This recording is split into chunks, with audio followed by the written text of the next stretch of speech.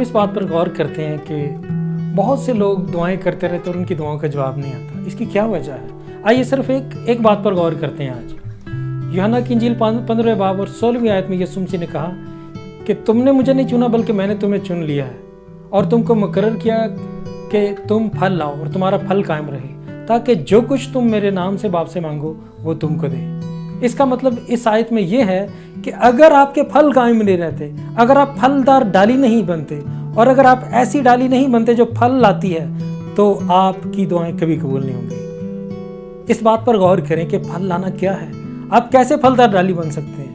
اس کے لیے آپ کو ضروری ہے کہ آپ پاکیزگی میں چلیں، کیونکہ خدا پاک ہے اور وہ اپنے لوگوں کو پاک دیکھنا چاہتا ہے۔ ہر ایک گناہ سے، ہر ایک بدی سے بچنے کی کوشش کریں۔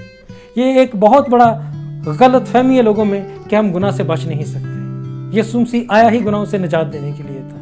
خدا نے صاف کہا تھا یوحنا کی انجیل متی کی انجیل 1 باب کی 21ویں آیت میں کہ اس کا نام یسوع رکھنا، وہ اپنے لوگوں کو گناہوں سے نجات دے گا۔ نجات کا مطلب ہے نجات، رہائی۔